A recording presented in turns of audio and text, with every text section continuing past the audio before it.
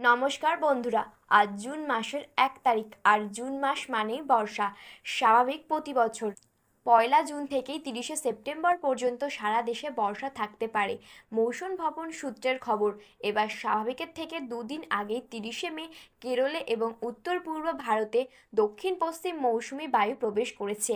একই সাথে বর্ষা ঢুকেছে বাংলাতেও।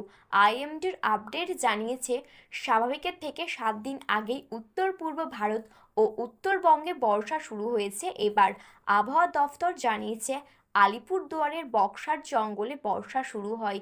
এমনিতেই গত দুদিন থেকে ভারী বৃষ্টিতে ভিজেছে উত্তরবঙ্গের জেলাগুলি।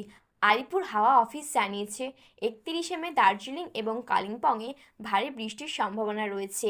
জারি রয়েছে হলুদ সতর্কতা। উত্তরবঙ্গের প্রায় সমস্ত জেলাতেই আগামী বুধবার পর্যন্ত চলবে ঝড় বৃষ্টি।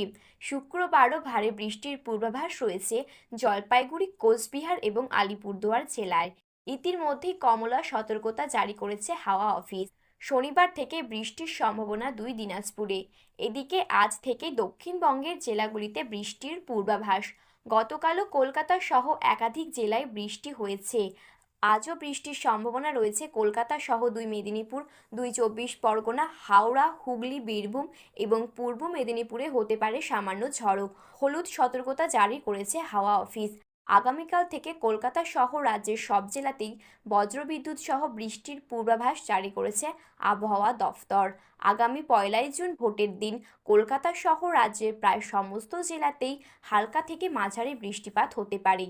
4 তারিখ পর্যন্ত বজ্রবিদ্যুৎ সহ বৃষ্টির সম্ভাবনা রয়েছে কলকাতা জেলাগুলিতে।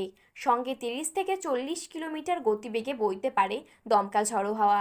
তো এই ছিল আবহাওয়ার গুরুত্বপূর্ণ খবর।